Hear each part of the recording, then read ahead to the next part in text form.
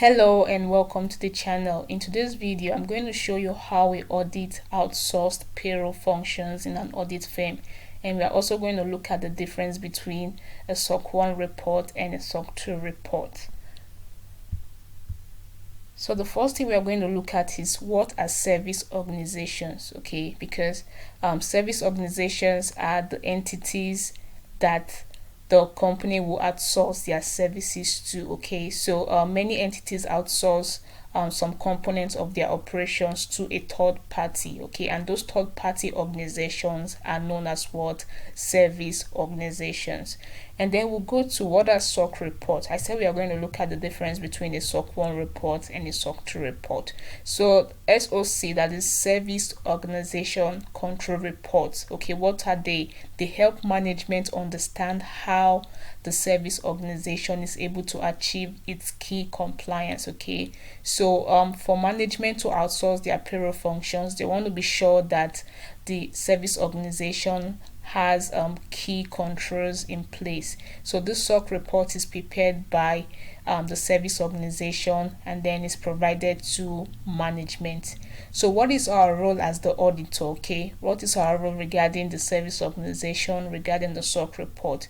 So when performing our audit engagement, we as the auditor, we need to understand how the client uses the service organization. Okay, so by doing that, we'll be able to identify any risk of material misstatement. Okay, because if we don't understand how the client uses the service organization, we might not be able to identify any risk of material misstatement.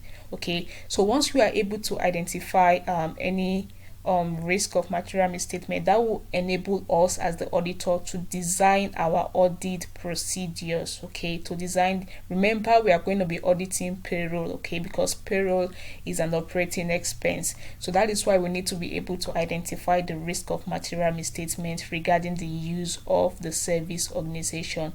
So what are some procedures that we can perform on the service organization? Okay, there are three major procedures we can perform as the auditor. So the first one, we can obtain the service auditor report, that is the SOC report, and shortly I'm going to show you the difference between the SOC 1 and the SOC 2 report. Another procedure we can perform is to go on site, okay, to go on site at the service organization. Or we can also, so if we can go on site, we can use another auditor. So assuming the service organization is in a different location where we cannot go, we can use another auditor who is located in that location.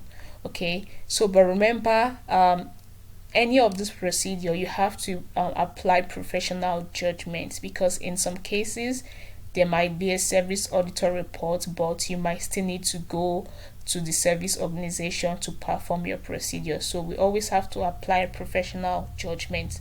So for procedure 2 and 3, if after performing our procedure, so assuming we go on site or we use another auditor, if we identify any significant deficiency, we need to communicate this to management, okay? Because remember, we are auditing the client, so management needs to be aware of any significant deficiency in the service organization and how this might impact our audit of payroll. Okay, so that is for procedure 2 and 3. But for procedure 1, if we are going to be obtaining the service auditor report, what do we do in this case? Okay, so in most cases, if the service organization produces a SOC report, this might be sufficient, appropriate audit evidence for us as the auditor. So we can use that report as an appropriate audit evidence. Okay, but the service organization report, that's the SOC report, might be prepared by a different auditor. Okay, so we imagine we could be auditing the firm. The name of our audit firm could be SYZ, and then another audit firm known as YYZ could be the service auditor. Okay, so the people responsible for preparing the report are known as the service auditor.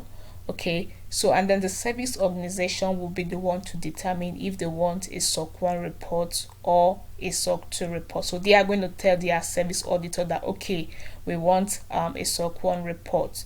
Okay, So the SOC report should be included in the audit file. So remember, if we are going to be performing procedure 1 as our audit procedure, then we need to have that SOC report in the audit file.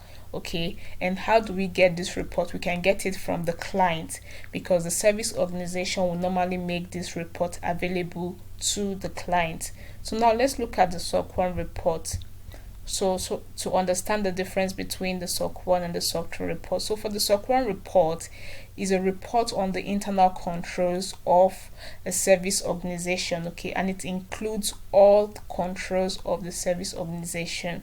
So this one reports mainly on the internal controls, okay, and SOC 1 reports contain a description of the internal controls. So when you remember internal controls, you know that SOC 1 contains a description of all the internal controls within that service organization. On the other hand, a SOC 2 report outlines information related to a service organization internal controls for security, availability, processing integrity, confidentiality, and privacy. So you can see the SOC 2 report is a bit more detailed than a SOC 1 report. The SOC 1 report just describes the internal controls that are in place, okay, while the SOC 2 report gives you more information about controls regarding security, availability, integrity, confidentiality, and privacy. And what you should note is that the SOC 1 report and SOC 2 report, they contain sensitive and confidential information, okay. I would have shown you a real example of this report, but they contain sensitive and confidential information, and because of this reports are only distributed to management, okay, because management are the ones using the service organization. So the report is usually not made available to the public, okay. It is made available to the management of the service organization and other user entities, okay. So that is one thing you should know. So that is why I cannot show you how this report looks like, because it contains confidential information. So what are the types of SOC 1 and SOC 2 reports? So most times when we audit a client, we'll always ask them to please provide us with the SOC 2 report, okay, because the SOC 2 report, like I said, contains more information than the SOC 1 report. So now let's look at the type 1 and the type 2. So sometimes you might hear something like SOC 2 type 2 report. So what do they mean by that? So the first thing is that the type 1 and the type 2 report, they both provide a service auditor's opinion, okay. So even if you go for a type 1 or a type 2, you're going to find this information. They provide the auditor's opinion on the description of the service organization system, okay. And the type 1 and the type 2, they also test the design of a service organization controls. But the major difference is that the type 1 report does not report on the operating effectiveness of the controls, okay, whereas a type 2 report is going to report on the operating effectiveness of the controls within the service organization.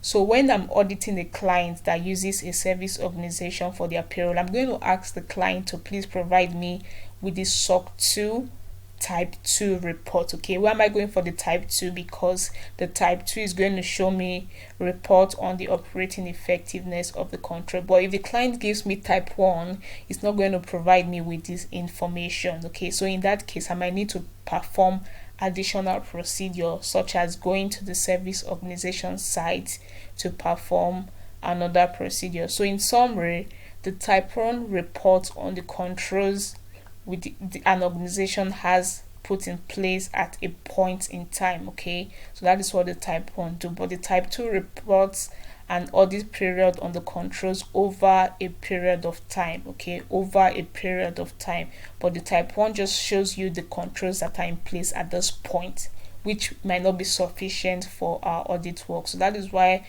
we as the auditor will normally go for the type 2 SOC 2 report. So this is how we audit outsourced payroll functions in an audit firm. Thank you very much for watching. If you have any question, please put that in the comment section. I will see you in my next video, and bye.